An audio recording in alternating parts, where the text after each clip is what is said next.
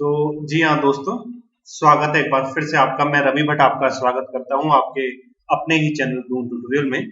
One दरोगा के लिए आज लेक्चर रहेगा हमारा, बेहतरीन लेक्चर रहेगा। ठीक है, इसमें हम मॉडल पेपर नंबर 4 को डिस्कस करेंगे। इससे पहले हम 3 मॉडल पेपर डिस्कस कर चुके हैं। अगर आप देखना चाहते हैं तो नीचे लिंक आपको डिस्क्रिप्शन में मिलेगा, वहां से देख सकते हैं। ठीक है, चलिए स्टार्ट करते हैं।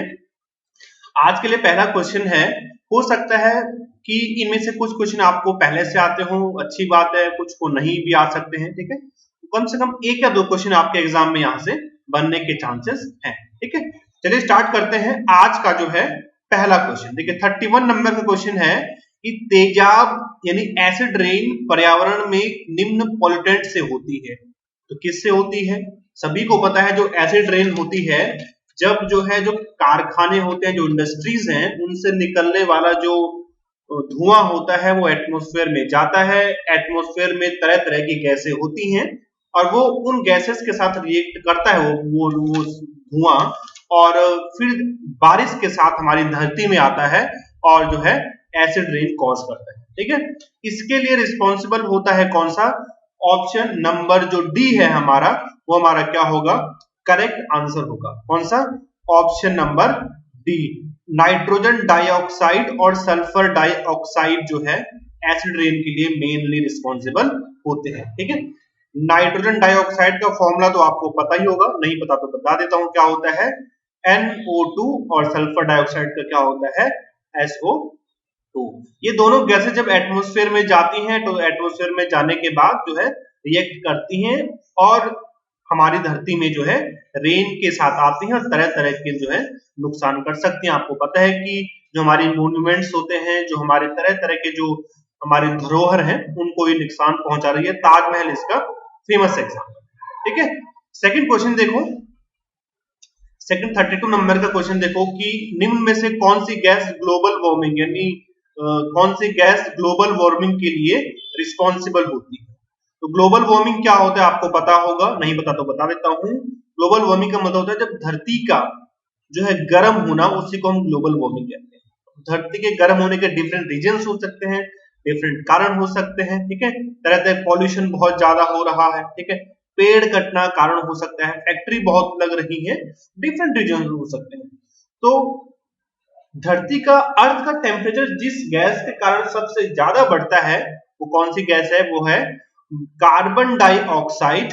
और जो मीथेन गैस है, option number C, carbon dioxide और मीथेन, इन दोनों गैसेस के कारण जो है सबसे ज्यादा क्या होता है? ग्लोबल वार्मिंग होती है। और ये दोनों गैसेस जो है उसके लिए, किसके लिए?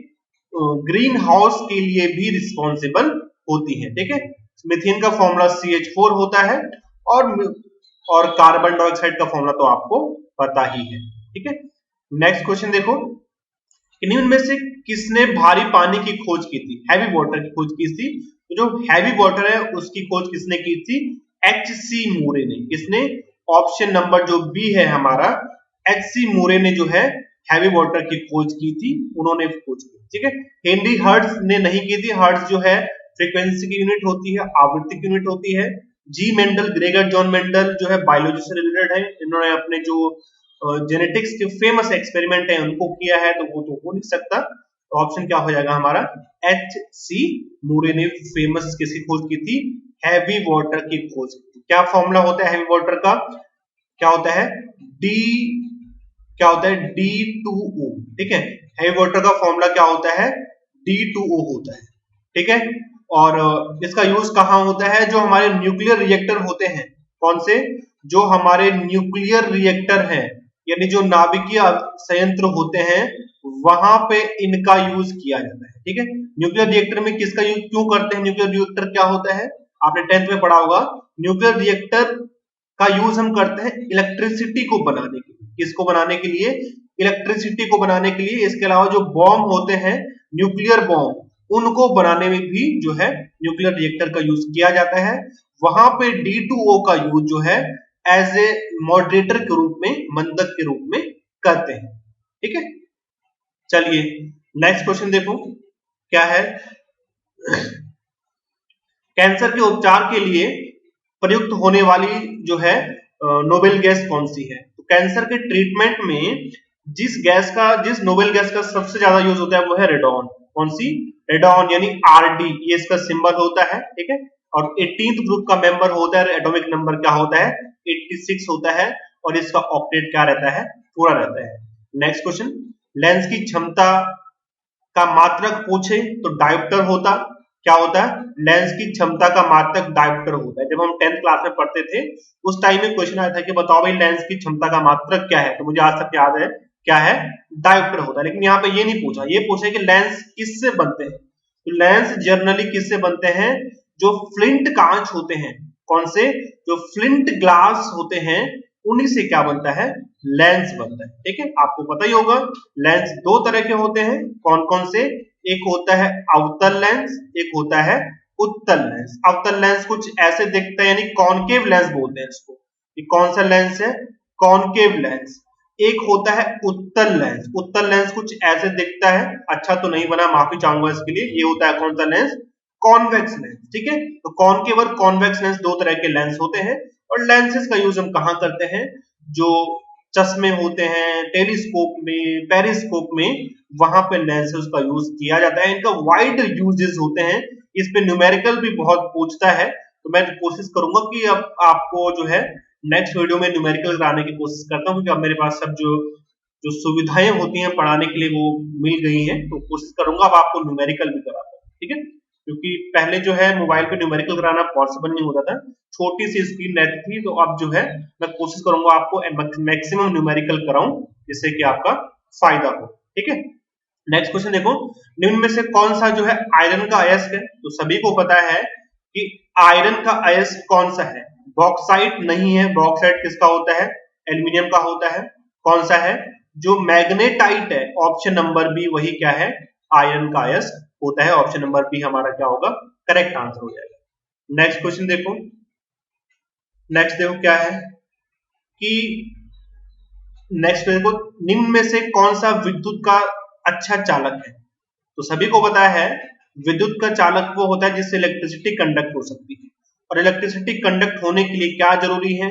या तो उसमें फ्री इलेक्ट्रॉन हो उस चालक में, या अगर किसी सोल्यूशन से, आपको पता है कि इलेक्ट्रिसिटी सोल्यूशन और कंडक्ट मेटल दोनों से कंडक्ट हो सकती है।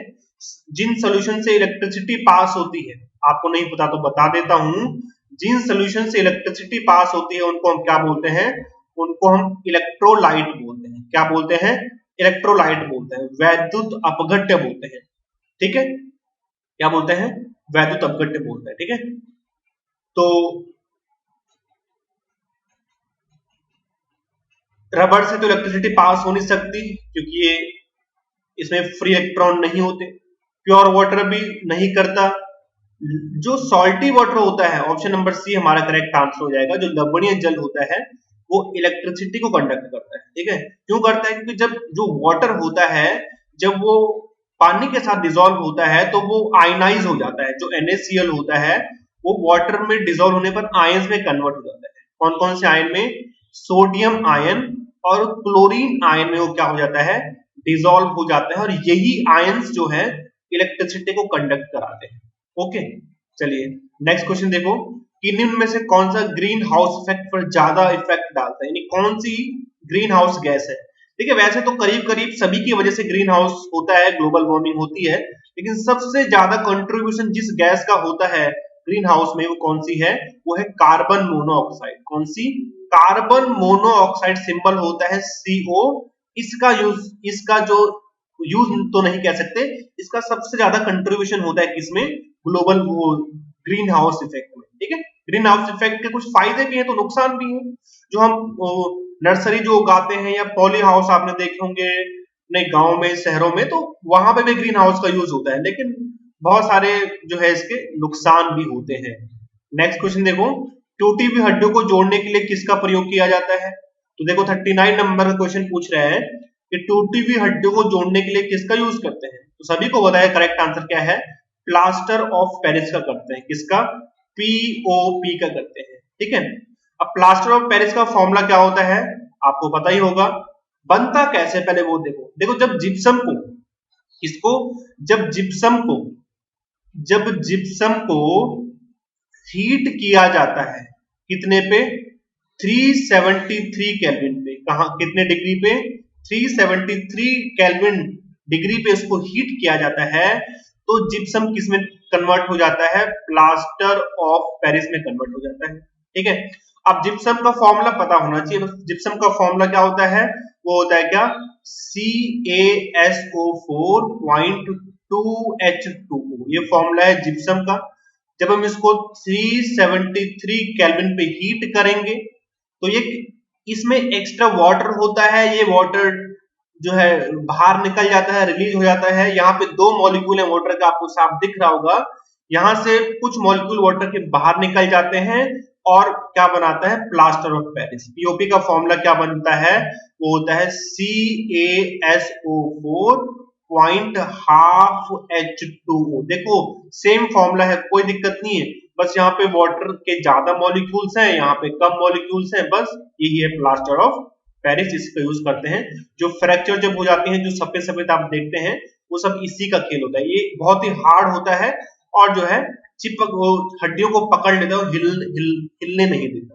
ठीक है, नेक्स्ट क्वेश्चन देखो कि पेट्रोल की आग बुझाने के लिए किसका यूज करते हैं। देखो पेट्रोल की आग बुझाने के लिए, वैसे तो आग बुझाने के लिए हम वाटर का भी यूज करते हैं, ठीक है, तो पेट्रोल बेकिंग पाउडर का भी यूज करते हैं। बेकिंग पाउडर भी एक फायर एक्सटिंग्विशर होता है। आप अगर आपने 10th क्लास में साइंस पढ़ी होगी तो वहां पे देखना, जब आपने बेकिंग पाउडर पढ़ा होगा तो वहां पे आपने देखा होगा कि एक यूज जो है बेकिंग पाउडर का फायर एक्सटिंग्विशर के रूप में भी करते हैं।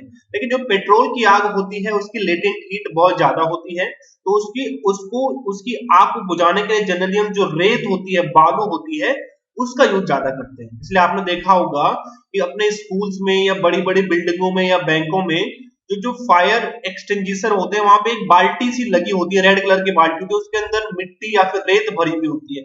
इसीलिए भरी होती है, कभी अगर खुदा न खास्ता कुछ हो जाए तो उस परिस्थिति से निपटने के लिए वहां पे ये सब इंतजाम होते हैं। ठीक है, नेक्स्ट क्वेश्चन देखो, फ्यूज तार किससे बने हुए होते हैं। जो फ्यूज वायर होते हैं वो किससे बने होते हैं, तो फ्यूज वायर जनरली बने होते हैं टिन और लेड से। किससे, टिन और सीसा से। टिन और सीसा से जो है फ्यूज तार बने हुए होते हैं। फ्यूज तार सेफ्टी वायर्स होते हैं जो कि हमारे इलेक्ट्रिकल अप्लायंसेस को सेफ करने में हेल्प करते हैं। जब एक्स्ट्रा हीट नहीं, एक्स्ट्रा इलेक्ट्रिसिटी अगर फ्लो हो रहा है तो वो इससे बचाता है। नेक्स्ट क्वेश्चन देखो 42 क्वेश्चन क्या है कि दूध क्या है, मिल्क क्या होता है। जो मिल्क होता है उसे इमल्सन कहते हैं, पायस बोलते हैं। ये 12th क्लास केमिस्ट्री का वहां से पूछा गया क्वेश्चन है, आपको पता ही होगा इमल्सन क्या होता है।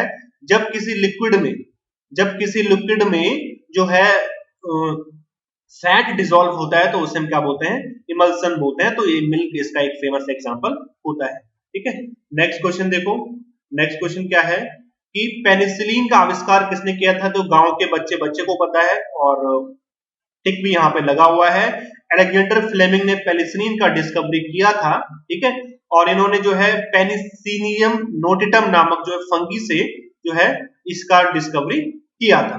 ओके, एंड फर्स्ट एंटीबायोटिक है ये। ठीक है, फर्स्ट एंटीबायोटिक जो था वो यही था, पेनिसिलिन। ठीक है, नेक्स्ट देखो, पृथ्वी के ऊपरी सतह ओजोन की परत किससे बचाव करती है। तो बच्चे को पता है गांव के कि ये जो ओजोन लेयर होती है वो सूर्य से आने वाली किरणों से हमें बचाती है। सूर्य से कौन सी रेज आती हैं, पराबैंगनी किरणें आती हैं, अल्ट्रावायलेट रेज आती है। नेक्स्ट क्वेश्चन, निम्नलिखित में से कौन सी गैस ग्रीन हाउस नहीं है।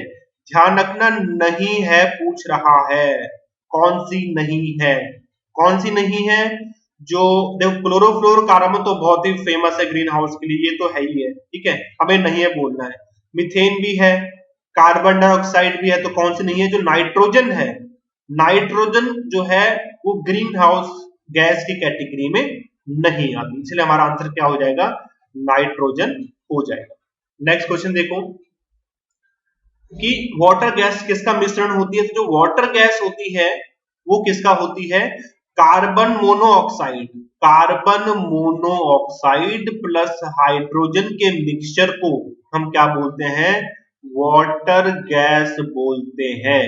क्या बोलते हैं, कार्बन मोनोऑक्साइड और हाइड्रोजन गैस के मिक्सचर को हम वाटर गैस बोलते हैं। या आपने 11th क्लास केमिस्ट्री में पढ़ा होगा।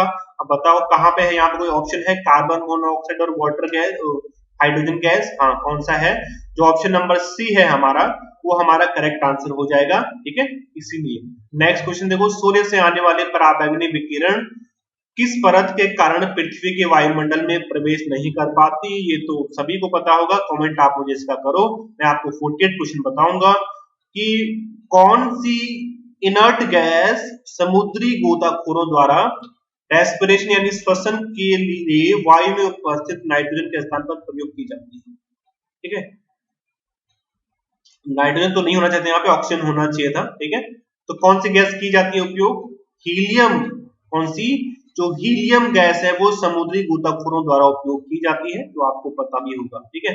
नेक्स्ट क्वेश्चन देखो, नेक्स्ट देखो क्या है कि अग्निशामक जो वस्त्र होते हैं, जो फायर ब्रिगेड वाले जो वस्त्र पहनते हैं, वो किससे बने हुए होते हैं, तो जो अग्निशामक वस्त्र होते हैं वो बने होते हैं किससे, वो बने होते हैं एस्बेस्टस से, किससे, एस्बेस्टस से बने हुए होते हैं, ठीक है। और एस्बेस्टस क्या होता है, कैल्शियम और मैग्नीशियम का मिक्सचर जब होता है उसको हम एस्बेस्टस बोलते हैं, ये आग जो है कम पकड़ता है, देर में पकड़ता है। नेक्स्ट क्वेश्चन, नायलॉन किससे बनाया जाता है, तो नायलॉन एक ऐसा पॉलीमर है जो पॉलीएमाइड से बनाया हुआ जाता है, किससे, पॉलीएमाइड से बनाया जाता है, ठीक है। नेक्स्ट क्वेश्चन, निम्नलिखित में से कौन सा एक जिप्सम का रासायनिक सूत्र है, तो बहुत ही आसान क्वेश्चन है, जिप्सम अभी मैंने बताया भी था आपको कि जिप्सम से हम क्या निकाल, हमें क्या मिलता है, प्लास्टर ऑफ पेरिस मिलता है, तो मैंने आपको बताया भी था कि जिप्सम को जब हम कितने डिग्री सेल्सियस पे, और जिप्सम को जब हम 273 केल्विन पे, 270 नहीं 373 केल्विन पे हीट करते हैं, हमें क्या मिलता है, हमें मिलता है क्या, प्लास्टर ऑफ पेरिस, क्या मिलता है, CaSO4 0.5H2O मिलता है। तो अब आप इसका आंसर मुझे कमेंट करो कि जिप्सम का रासायनिक फॉर्मूला क्या होगा। नेक्स्ट देखो, क्लोरोफॉर्म कार्बन को निम्नलिखित नाम से भी जाना जाता है, तो जो क्लोरोफॉर्म नहीं सॉरी क्लोरोफ्लोरोकार्बन, जो क्लोरोफ्लोरोकार्बन होता है उसे फ्रियोन 12 के नाम से भी जाना जाता है, किस नाम से, फ्रियोन 12 के नाम से भी जो है क्लोरोफ्लोरोकार्बन को जाना जाता है, ठीक है। खट्टे फलों में होता है, तो सभी को पता है खट्टे फलों में क्या होता है, सिट्रिक एसिड होता है, ठीक है। कौन सा एसिड होता है, सिट्रिक एसिड होता है। लैक्टिक एसिड तो सभी को पता है कि दूध में होता है, किसमें होता है, जो लैक्टिक एसिड है वो किसमें होता है, वो मिल्क में होता है, ठीक है, मिल्क यानी दूध में होता है, ठीक है। ऑक्जेलिक एसिड किसमें होता है, टमाटर में होता है। एसिटिक एसिड किसमें होता है, लेमन फ्रूट जो है उनमें होता है। नेक्स्ट क्वेश्चन देखो, रेफ्रिजरेटर में शीतलक के रूप में प्रयोग किया जाता है, शीतलक बोलते हैं कूलेंट को, किसको बोलते हैं, कूलेंट को बोला जाता है शीतलक, ठीक है। तो शीतलक क्या होते हैं, शीतलक के रूप में फ्रिज में किसका यूज करते हैं, शीतलक बोले तो जिसकी वजह से फ्रिज के अंदर जो खाना है वो ठंडा रहता है, तो कौन सी गैस जो यूज होती है फ्रिज में, सभी को पता है कि जो फ्रियोन गैस है, कौन सी गैस, जो फ्रियोन है उसका यूज किया जाता है इसमें, फ्रिज में, क्लोरोफ्लोरोकार्बन भी इसको कहा जाता है, ठीक है। नेक्स्ट क्वेश्चन देखो, नेक्स्ट क्वेश्चन देखो कि क्या है कि निम्नलिखित में से कौन सा पदार्थ नाभिकीय रिएक्टर में मॉडरेटर के रूप में प्रयोग किया जाता है, तो मंदक के रूप में जो प्रयोग किया जाता है वो कौन सा है, भारी जल है, कौन सा है, भारी जल, फॉर्मूला क्या होता है, D2O होता है, ठीक है। हाइड्रोजन के 3 समस्थानिक हैं, आपको पता है 1H1, ठीक है, 1H2 और 1H3, इनको इस नाम से भी जाना जाता है 1H1, ये ड्यूटीरियम, इससे क्या बोलते हैं, प्रोटीरियम, ड्यूटीरियम और ट्राइटीरियम, तो इन्हें ऐसे भी लिखते हैं, कई लोग 1H1 लिखते हैं, ड्यूटीरियम को 1D2 लिखते हैं और ट्राइटीरियम को क्या लिखते हैं, 1T3 लिखते हैं। तो एक ही चीज है, तो जो हैवी वाटर होता है ये इसी से बनता है, हाइड्रोजन को जो दूसरा समस्थानिक होता है वो उसी से क्या बनता है, हैवी वाटर बनता है, ठीक है। तो आप मुझे कमेंट करेंगे अगर आपको आता है कि हाइड्रोजन का वो कौन सा समस्थानिक है, हाइड्रोजन का वो विच आइसोटोप ऑफ H2 इज क्या, रेडियो एक्टिव, हाइड्रोजन का वो कौन सा आइसोटोप है वो जो क्या है, जो रेडियो एक्टिव है, आप मुझे इसका कमेंट करो, रेडियो एक्टिव आइसोटोप कौन सा हाइड्रोजन का, इसका आप मुझे कमेंट करो अगर आपको आता है तो, ठीक है।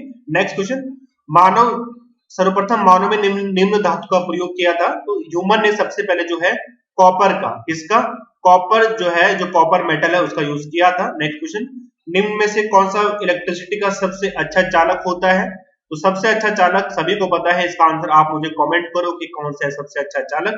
और आज के लिए शायद लास्ट 3 क्वेश्चन आपके सामने रखूंगा कि निम्न में से कौन सा कार्बोक्सिलिक एसिड नहीं है। तो कार्बोक्सिलिक एसिड, देखिए कार्बोक्सिलिक एसिड की 2 पहचान होती है। पहली पहचान ये है कि उसके लास्ट में ओइक जुड़ा हो, वो कार्बोक्सिलिक एसिड हो सकता है, ओइक एसिड जुड़ा हो, ठीक है। अब ओइक तो सभी में आ रहा है, फॉर्मिक, सिट्रिक, टार्ट्रिक और पिक्रिक, ये तो है नहीं। दूसरा फंडा होता है कि जिस एसिड में फंक्शनल ग्रुप COOH होता है वो कार्बोक्सिलिक एसिड होता है। अब इन तीनों में, ये जो तीनों एसिड हैं, फॉर्मिक, सिट्रिक और टार्ट्रिक, इन तीनों में क्या होता है, ये तीनों कार्बोक्सिलिक एसिड हैं। हमें नहीं पूछा है तो नहीं कौन सा है, पिक्रिक एसिड है। पिक्रिक एसिड में COOH ग्रुप नहीं होता। पिक्रिक एसिड का फॉर्मूला कुछ इस तरह से होता है, देखो यहाँ पे पिक्रिक एसिड फिनॉल में जब 2, 4 और 6 पोजीशन पे, कहां पे, दूसरी पोजीशन पे, चौथी पोजीशन पे और 6th पोजीशन पे जब नाइट्रो ग्रुप लगाया जाता है तो इसी को हम पिक्रिक एसिड बोलते हैं। क्या बोलते हैं, पिक्रिक एसिड कहा जाता है। ये एक विस्फोटक होता है। क्या होता है, विस्फोटक होता है। इसका यूज जो बॉम्ब होते हैं उनको बनाने में किया जाता है, या जब सड़क निर्माण करने होते हैं तो बड़े बड़े जो पहाड़ होते हैं उसको तोड़ने के लिए इसी का यूज किया जाता है, ठीक है। तो ये फॉर्मिक एसिड नहीं है, बाकी तीनों को तीनों। नेक्स्ट क्वेश्चन देखो कि निम्नलिखित में से कौन सी धातु स्वतंत्र अवस्था में फ्री स्टेट में पाई जाती है। तो जो गोल्ड होता है यानी Au, वो क्या होता है, फ्री स्टेट में पाई जाती है। और लास्ट क्वेश्चन आज के लिए, ये आपके लिए लड्डू क्वेश्चन है कि सोडियम धातु को किस में जो है इमर्ज करके किस में डुबो कर रखा जाता है, केरोसिन, एयर, वाटर और अमोनिया, ये आपको बताना है, ठीक है। तो आप मुझे बताएं। चलिए फिर आज के लिए इतना ही। आपने मुझे इतने टाइम तक झेला, इसके लिए आपका धन्यवाद। अगर आप मुझसे कोई भी सवाल पूछना चाहते हैं या मुझसे कुछ क्वेश्चन अगर आपके हैं, तो अगर आप फेसबुक और इंस्टाग्राम में घूमते हैं तो वहां पे आप मुझे देख सकते हैं, ठीक है। वहां पे आप मुझसे कोई भी सवाल पूछ सकते हैं। फेसबुक और इंस्टाग्राम में जुड़ने के लिए आप नीचे मैंने लिंक दिया हुआ है, वहां से आप मुझसे जुड़ सकते हैं, कोई भी सवाल पूछ सकते हैं। आज के लिए आपका बने रहने के लिए thank you so much. God bless you. Thanks for watching.